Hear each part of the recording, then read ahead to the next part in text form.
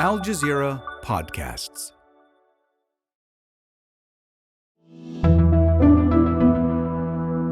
Today, Israel's sweeping military offensive across the occupied West Bank. Israeli vehicles are entering the cities of Tulkarm, Tubas, and Jenin. Thousands of troops, some of them going with vehicles, others by foot, bulldozing streets. What's driving Israel's overwhelming show of force now? I'm Natasha del Toro, and this is The Take.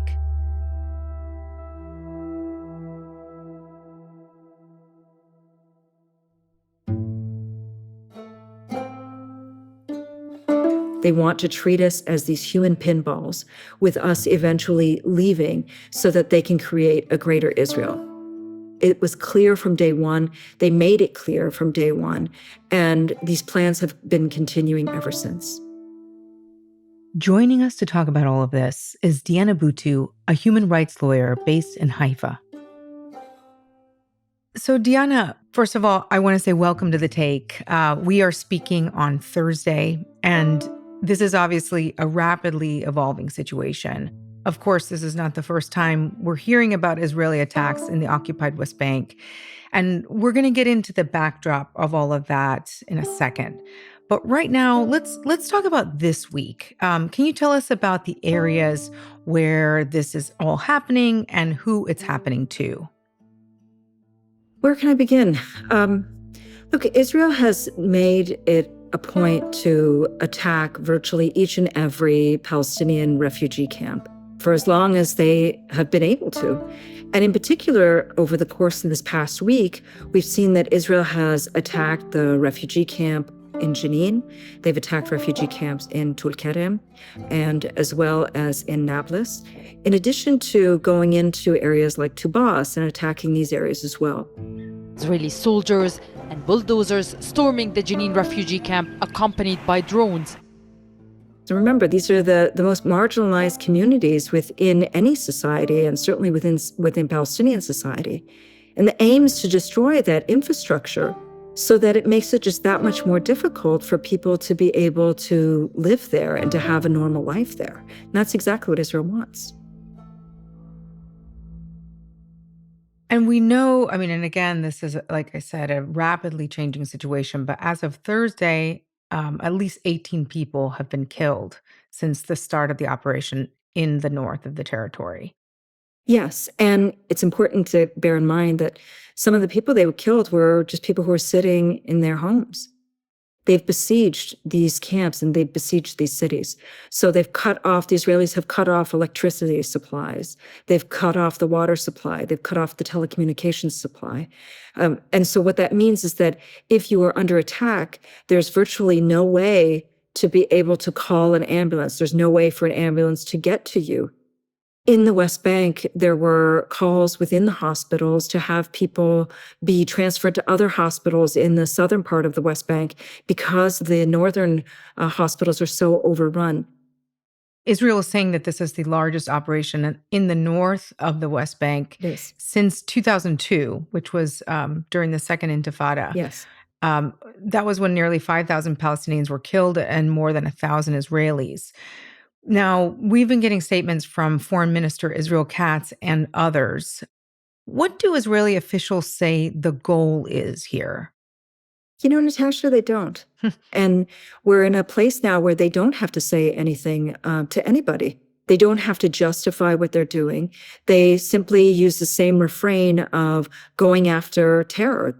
But what they're ignoring and what Israel's supporters are ignoring is that this is not what Israel's aim is. Israel's aim is to continue to carry out genocide, whether that genocide is in the Gaza Strip, as we've seen, or whether it's the slow genocide that's happening in the West Bank. It's very important for people to understand that the occupation, by its very nature, is very violent. In order to maintain refugee camps, that requires violence. To maintain checkpoints, that requires violence. Every day, Palestinians live under a daily supply of Israeli violence. That's only going to end when the world steps forward and says to Israel, enough is enough. the occupation has to come to an end. But we're just not there right now because it keeps getting a green light to do whatever it wants to do. Meanwhile, you have Israeli officials like Foreign Minister Israel Katz that said the Israeli army is working hard in the Jenin and Tulkarem camps to dismantle the Iranian infrastructure built there. Is there any evidence of Iran's involvement? Absolutely not. Look, Natasha, here's the funny thing. The Israeli prime minister has learned that the way for him to stay in power is to point to three different bodies: Hezbollah, Iran, Hamas. And by pointing to these three boogeymen, he is able to keep Israel united in what? In genocide.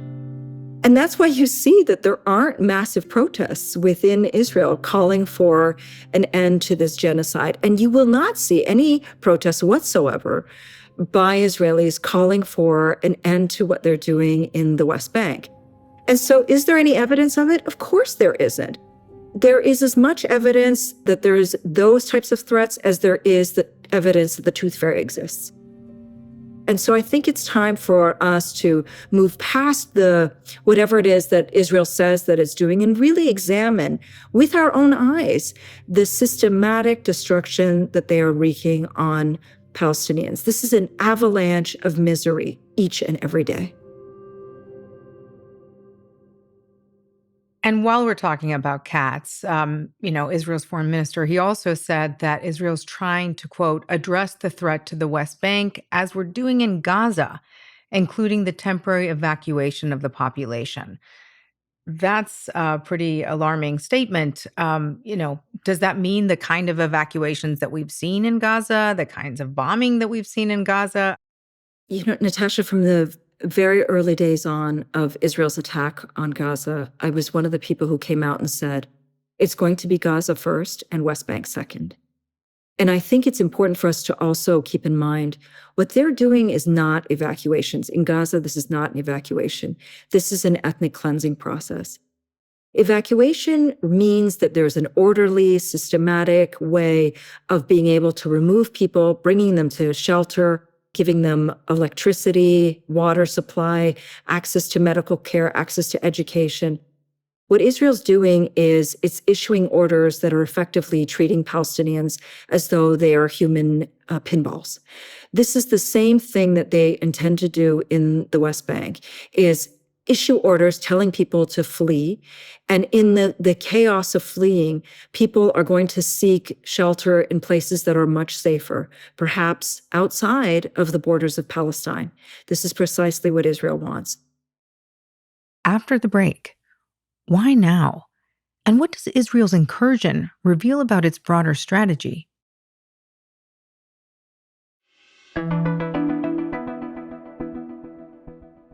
Deanna, I understand that you're not in the occupied West Bank yourself.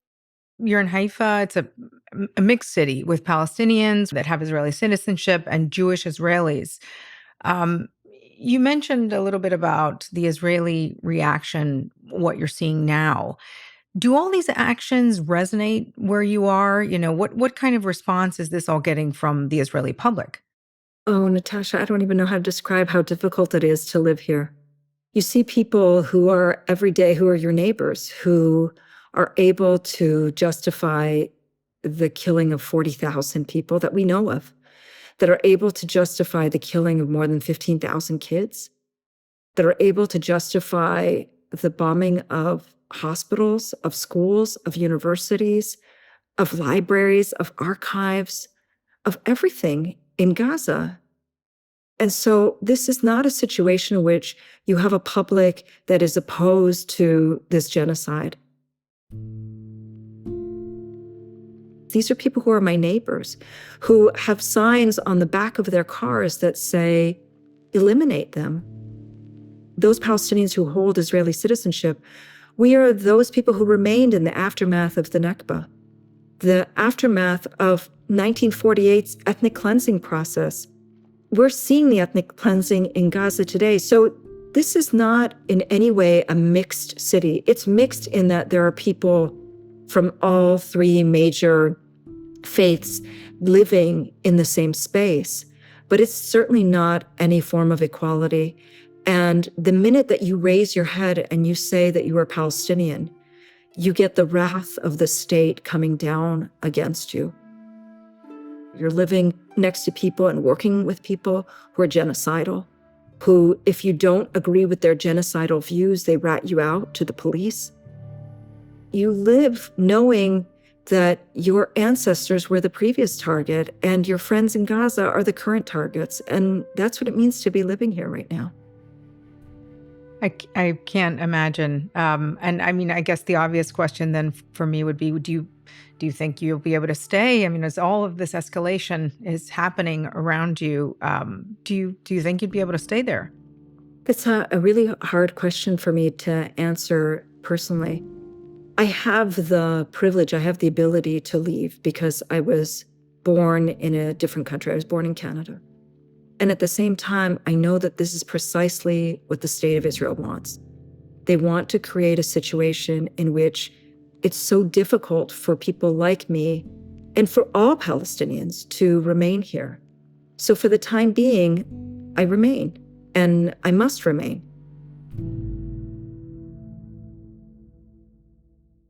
I do want to go back to the backdrop against which this is all happening. And like we mentioned earlier, Israeli assaults on the West Bank are nothing new.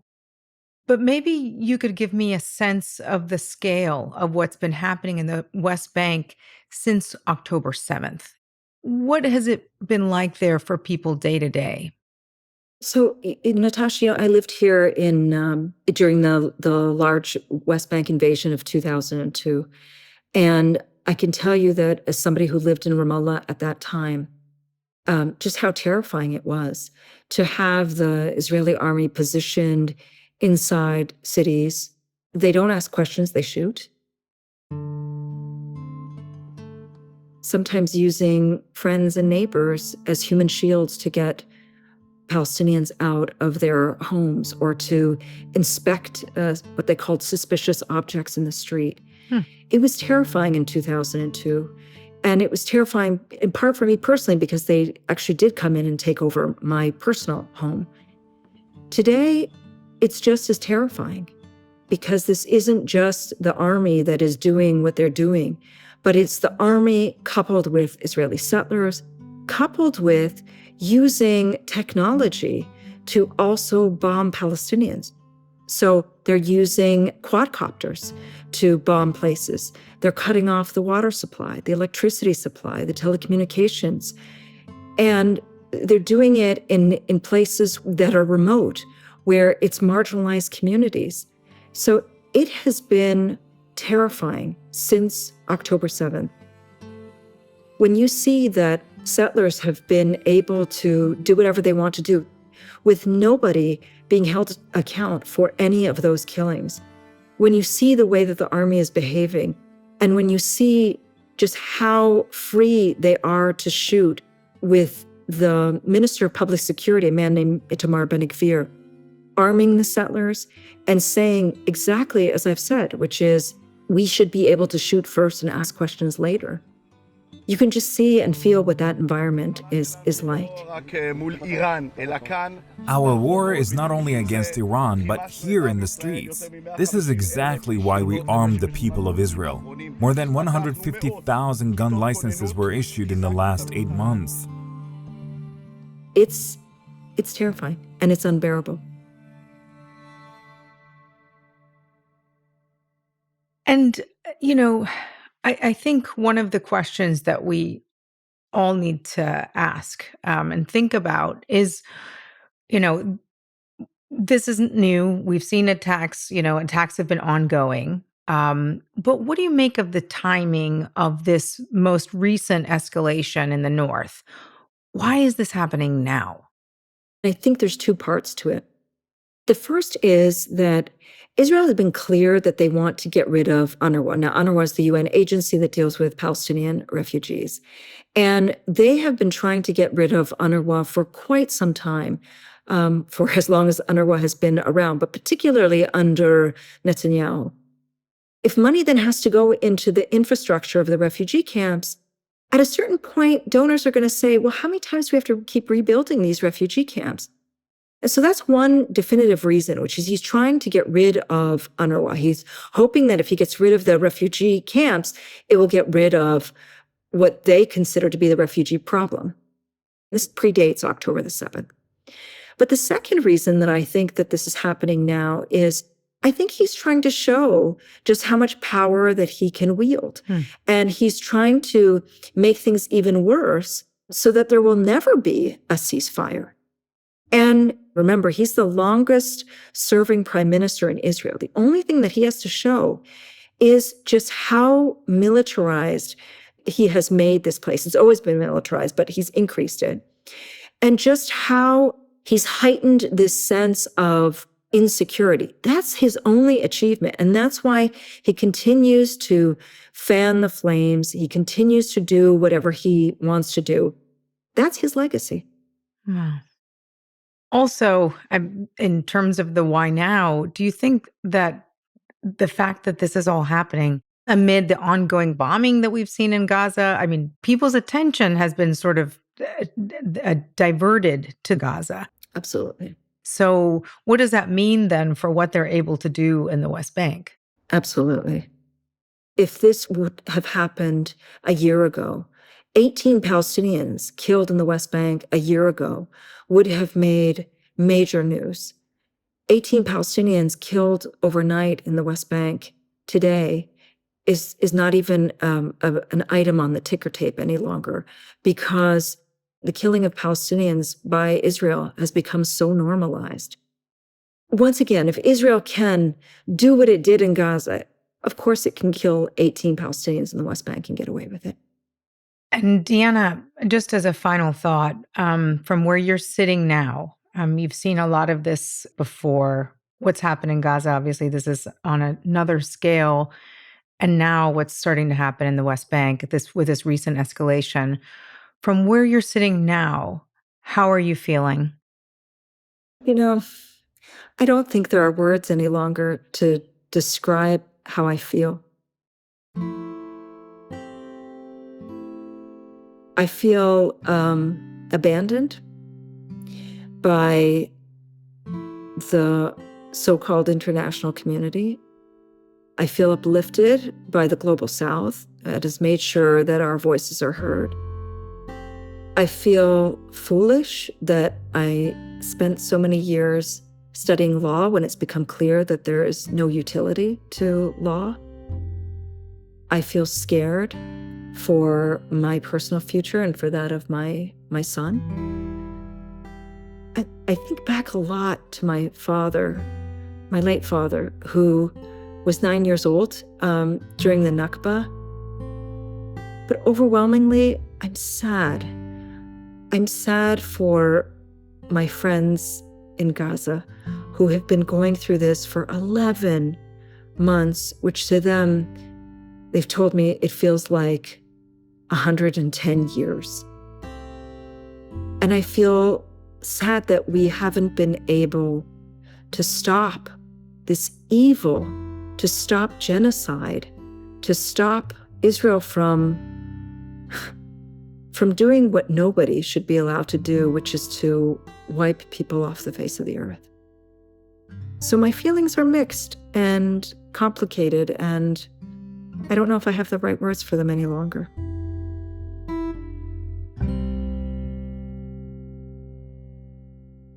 And that's The Take. This episode was produced by Tamara Khandaker, Sarí el-Khalili, and Sonia Bhagat, with Duha Mosaad, Hagir Saleh, Shraddha Joshi, and me, Natasha del Toro, in for Malika Bilal. It was edited by Noor Wazwaz. Our sound designer is Alex Roldan. Alexandra Locke is The Take's executive producer, and Ney Alvarez is Al Jazeera's head of audio. We'll be back tomorrow.